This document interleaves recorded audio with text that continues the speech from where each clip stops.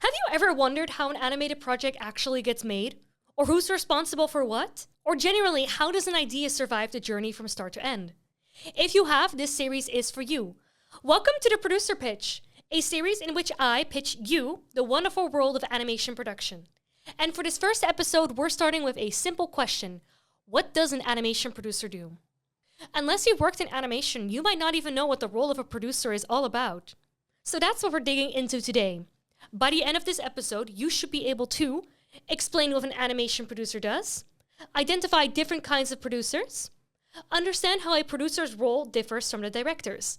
Now let's get into it. Basic definition of the role. At the most basic level, an animation producer is responsible for helping make sure an animated project gets made and delivered. That means helping making sure that the production is on time, within budget, and as close as possible to the creative vision. A producer's job, however, is not just to handle paperwork. Their job is to help move a project from its initial idea to a finished piece of work. Sometimes producers get involved very early, long before the production begins.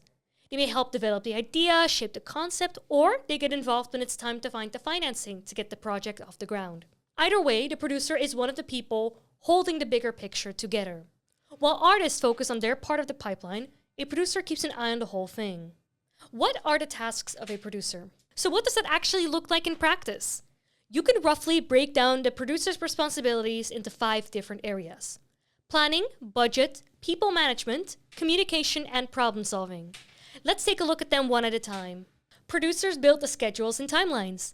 They look at the scope of a project and ask, how long will this realistically take? If a team wants to make a 2D short with over 10 locations, a huge cast, and effect-heavy scenes in 8 weeks until their deadline, the producer is one of the first people who has to say, okay, what version of this is actually possible? They shouldn't suggest killing the idea, more so that it needs shaping into something that the team can realistically make. Budget. Producers also help estimate the cost and manage the resources that a project needs. That could mean looking at the artist cost, equipment, outsourcing, voice acting, post-production, or just the number of weeks the team can afford to spend on the film. People management. Another important task is team organization or management. This can range from recruiting the right people, bringing on freelancers when needed, matching people to the right tasks, and overall making sure the team has the conditions to do good work. Because when a team is confused or overworked, the quality usually drops with it. And a good producer steps in before that becomes a bigger problem. Communication. Producers also act as a bridge between different groups, such as the director, the artist, studio leadership, clients, broadcasters, financial backers. Not everyone is looking at the project from the same perspective. The director may be too focused on the story, the tone, the style. The client may only be focused on the deadlines and deliverables, whereas the artist may only be focused on what's actually possible to make in the time that they have. It's a producer's job to keep those perspectives aligned because we're all still working on the same project. Problem solving. And then there's problem solving, another huge part of the job, because no production goes smoothly, feedback comes in late, a server goes down, a team needs more time, or a client is pushing an unrealistic deadline. The producer is often the person who needs to untangle that knot and figure out what happens next. And that doesn't mean just picking the fastest solution, but it's looking at what's best for all parties involved. A good example of that kind of time-crunching pressure is Frozen 2. If you've ever taken a look at the behind-the-scenes material around the film, you can see how much pressure there was in this final stretch of production. The team was dealing with time pressure and being challenged by trying to evolve a highly successful IP without trying to flatten the story for something safe and predictable to turn into a cash grab. That is exactly the kind of moment where a producer becomes essential. In that situation, a producer is not just staring at the calendar, but is actively helping the team decide what needs to change, what stays, and what can be reworked. Question time! Now let's see if you've really paid attention. Which of the following best describes the role of an animation producer? Overseeing mainly the financial side, shaping the production so the project can be completed successfully, acting as the main creative lead behind the project, handling schedules and team communication. I'll give you a couple of seconds. The best answer is B. But what makes it the best answer? Well, it includes the broader purpose of the producer's role within a project. Yes, a producer may deal with budgets, yes, they may deal with schedules, yes, they may be involved creatively, but the role is much bigger than any of those things on its own. A producer helps shape the production so that the project can actually be completed. Different types of producers. Now here's where the role gets a bit trickier. There isn't just one kind of producer, but several. The 4 main ones I'll be covering are executive producer, line producer, creative producer, and producer. Executive producer. An executive producer is more involved in the higher level side of things. That includes financing, strategy, packaging the project, and overall helping create the conditions for the production to exist in the first place. What they're not doing is managing daily production details. Line producer. A line producer is more focused on the practical running of the production. They're the ones that busy themselves with schedules, staffing, and making sure every department and part of the pipeline is functioning properly. Unlike an executive producer, a line producer is less focused on pitching or financing,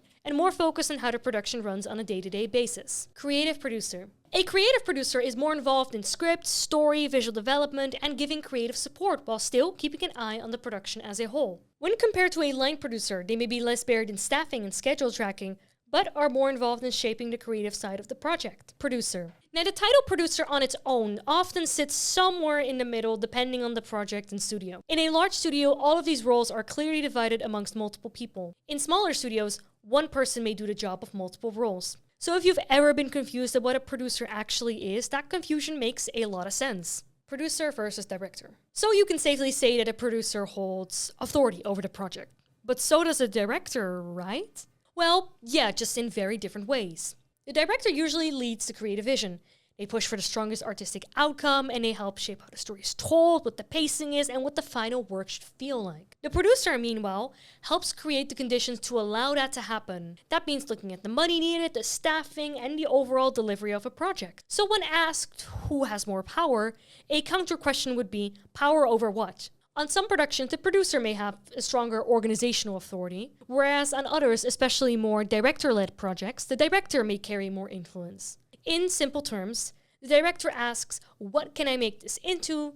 And the producer asks, how can we make that happen? A strong production depends on both of these roles working together, not competing for authority. What makes a good producer? So we talked a lot, but what skills does a producer actually need to get the job done? Well, here are the big ones. Leadership. A producer needs leadership skills. They're the ones guiding people. The team looks up to them to make decisions and guide them if anything gets messy or unclear. Organization. A producer also needs strong organizational skills. Making an animation means coordinating many different moving parts across different departments. Someone has to keep that structure clear and functioning. Animation knowledge. Animation knowledge also matters. They don't have to be the best animator in the room, but rather need to understand the animation pipeline in order to make smart decisions.